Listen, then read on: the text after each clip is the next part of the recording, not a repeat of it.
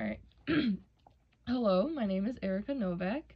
I'm going to be interviewing Caitlin Lewis. She is 20 years old. She is a white woman, and as a kid, she was diagnosed with ODD, with impulsivity, and ADHD. ODD is oppositional defiant disorder, and ADHD is attention deficit hyperactive disorder. We are doing this interview in person, face to face, on May 13th at midnight. Before we begin the actual interview, what age were you diagnosed with these things? I don't remember the exact age, but I know I was really young because I was taking medicine for it through 4th, 5th, 6th grade. Oh, okay. Mm-hmm. And I think everybody kind of had a hint at what I had something. Okay, alright. Diving into the actual interview. Question number 1. Do you believe that you were rightfully diagnosed with ODD, with impulsivity, and ADHD? Why or why not? So, yeah, I definitely do, because throughout preschool especially, people would define me as I run on a motor, or would say, oh, she walks to the beat of her own drum, but that was just the nice way of saying she doesn't like to listen. I had all of the ADHD symptoms, can't focus, I was always distracted, forgetful, disorganized, not good at listening.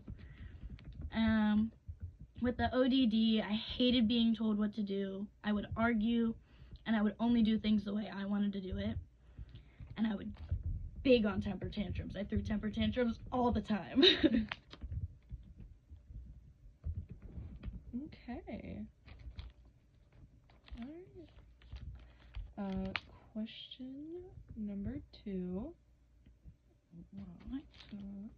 When you were a kid, what measures were done to try to help you thrive in school, home, and socially? Did you fully understand what measures were being done? So I do remember being I would be put in hallways for tests, but I kind of just thought that it was because I was bad at math. I don't know why that's how I related it, but I was like, oh, I'm really bad at math, so I have to take my tests in the hallway. All right. And then occasionally I think I would notice having different assignments, but it was never really anything that I kind of took and oh, I'm different. It was just oh, cool, I get a different assignment. Oh, okay. So, from those measures, did you ever understand why you were taking, as you mentioned before, medicine, or did you receive any therapies, or see different people throughout the day that you've noticed not many other kids saw? So I didn't have to go to anybody during the school day, but I had to go to a behavioral therapist, a psychiatrist. I don't know what this lady's job was, but I remember I had to go and see this lady, and I hated her because she would call me out on everything that I did, and it pissed me off so bad. And, how many medications were you on, if you feel comfortable enough to answer that? I know I was on I guess it was higher dose than for my age and weight of risperidone, whatever, and that's the impulsivity one. And then I was on methylphenidate for a while, and I also had to take stuff to help me sleep because I couldn't sleep either. Okay. And did you ever fully understand, or were you just always kind of you were given this and you were just kind of okay? Kind of my parents kind of tried to explain it to me, but it was just all right, I have to take this every day. Okay. All right. They're oh, this will help you focus. I think they just told me, oh, this will help you focus. This will help you do better in class. Nothing about oh, it's going to keep you from making crazy decisions or this or that. Yeah. Okay. Awesome. All right. Question 3. Was this something that you used to be ashamed of and hide? Was it something that those around you wanted you to hide, either your parents, teachers, siblings, friends, etc.? And do you still do this to this day? So, I didn't really understand what ODD was when it was big for me. I kind of just was like, oh, I'm kind of mean. And then with the ADHD, my parents kind of told me to keep it to myself. I think their reasoning was to keep me from getting bullied or anything, though. Because they made sure to, like, oh, you need to do this, like, you got to do this kind of a little bit differently. This is, your brain just works a little different, like this and that. Because I grew up with a mom and dad that both have ADHD. So I kind of was able to somewhat understand that part. Mostly with the ODD, I kind of grew out of it. And what I can see left is, like, I still don't particularly like being told what to do. But other than that, I have no reason to hide ADHD, so I don't.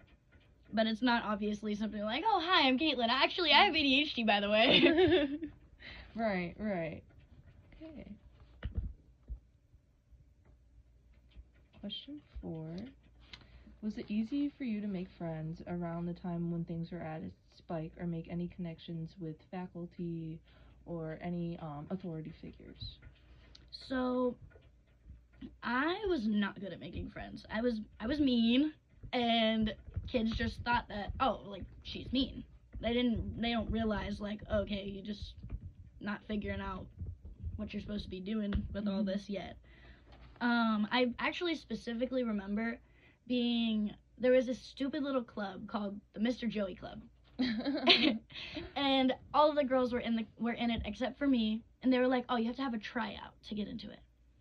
And so they asked me all these questions that I didn't know the answer to, like, oh, what is Mr. Joey's favorite color? I'm like, I don't even know who this guy is. I just want to be a part of it because you guys are all a part of it.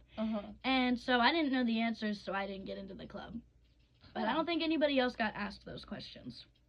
Sleepovers and parties, too, I wasn't invited to those. And it was in a small class. My classes were like 10 people max. So there's 5 girls. Yeah. And it would be all girls sleepover except for me. Wow. That's crazy. I know. Do you think, this is another outside question, do you think that if maybe did you ever feel mistreated by your teachers? Maybe they gave you different looks, or they made sure that you didn't get into these clubs, or, you know, if you started to not like an assignment, they immediately, like, threatened you with, like, the principal's office or whatever. Did that ever happen to you, do you feel like? I think I would definitely make the teachers mad a lot, but I don't think there was ever, like, oh, you don't get to do this, you don't get to do this. I think if I, like, acted out, like, something crazy, it was like, okay, well, you kind of have to have a little bit of a punishment, like no recess or something. But it was never something that I noticed, but I was also an oblivious child, so.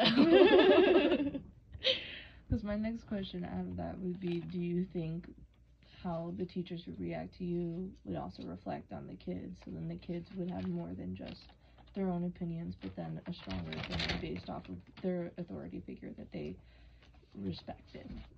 I'm not sure. I feel like I did not pay enough attention to how they actually treated me. It was just like, oh, that teacher's kind of mean, or, oh, I like that teacher, that one's kind of nice. It was never like anything in depth, or it was just, oh, they're mean or they're nice. Okay. Right. Question 5, halfway done. What?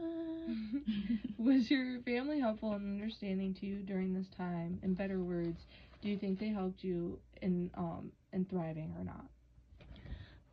So definitely with, like, when they understood ADHD, so I feel like they definitely were able to help me through that. But I would definitely get yelled at a lot. I was just always in trouble, and I would, like I was hurting people on purpose. And then when my parents would make me upset, I would go, or, like, they would try to scold me, and I would hit my head off of a wall.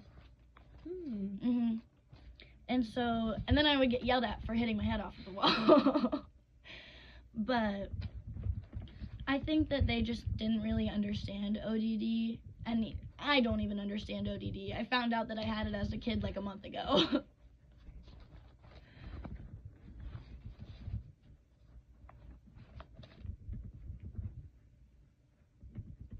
But once my mom explained it to me, everything made so much sense. I'm like, Yeah. okay, so I wasn't just like a terrible human being as a child. I was No, kids with ODD, and like that's what we're trying to figure out here and stop the stereotypes and stigmas, is that kids with ODD are not terrible kids. There is an underlying reason as to why it's happening, and with the right therapies and help, they can outgrow it, or they can learn to cope with things better. But question 6, I guess we did kind of answer this of, did anyone ever treat you differently because you would not act the same as everyone around you? I think we kind of dove into that, but if you have another answer, you were more than welcome to say it. Other than like what we kind of already talked about, I know I wasn't allowed to eat red food dye, and that was a big thing. Like, Caitlin, you can't have this because this has red in it. Look, it has red, and you can't have that. And it was just like, it was stuff like that. But that's the only other thing that I really remember. Yeah. All right, question 7. So the wording of this may be a little tricky, but if you were able to go back in time, what would you try to describe to people about your childhood self in terms of having ODD and ADHD? So to better explain it, if you were back in your third grade classroom and little you was sitting there with all your classmates, what would you try to tell everyone for them to better know who you were in that moment? I feel like as a child, you're not gonna know that somebody has ADHD because kind of everybody's bouncing off the walls and like doesn't know how to like be a human in this society yet. But I think for the ODD, I would want to kind of say like, yeah, I know I'm kind of angry and mean and I don't like to listen, and it's totally fair if you don't like me, but like, don't shut me out of everything that's going on. I'm still trying to do what I can do with what I know. And I'm just trying to figure out how I'm supposed to operate in the society, the same as everybody else.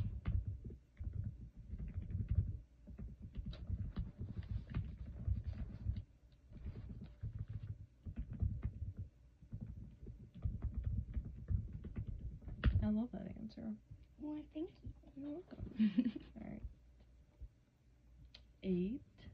What are your thoughts on shows that find these bad kids and use them to show the public, like the show Super Nanny, World's Strictest Parents, or Beyond Scared Straight? And do you know those shows? The shows where they, Beyond Scared Straight, they take the bad kids and they throw them in a jail or whatever, you know?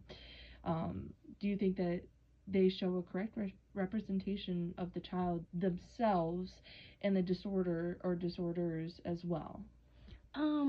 So I think that, I mean, that's a reality TV show. With all reality TV shows, there's a little bit of like, oh, here's some movie magic. Okay, you need to act up a little extra right here. Like, I feel like they kind of pick and choose the most extreme things that they can and then accentuate the extreme things. So I don't think that it was like a great representation because I feel like they're making these kids look so much worse than they really, really are.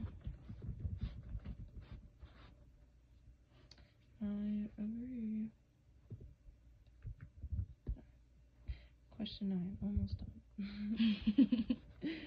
What do you think is the biggest stereotype, prejudice, stigma, etc. kids with behavioral disorders have to face? And did you face any of them yourself?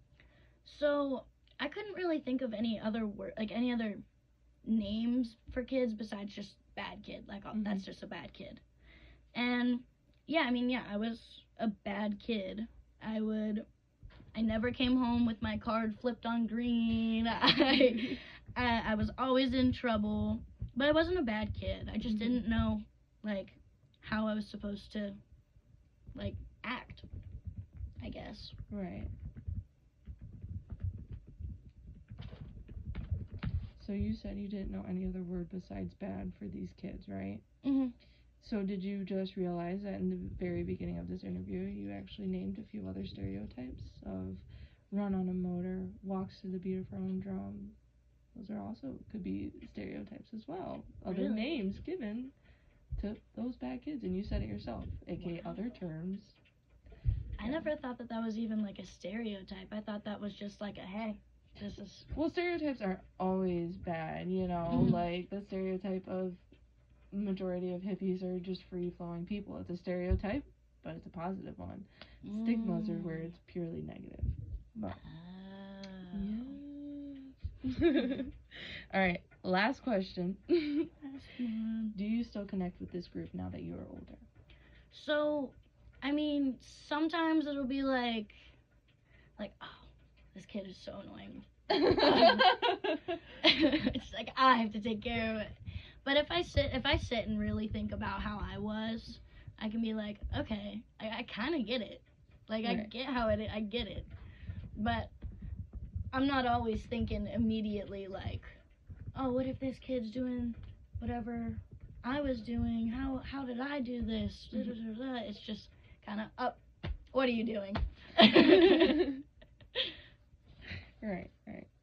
Do you have any questions or comments, concerns? I don't think so. All right. Thank you so much. Well, yes, of course.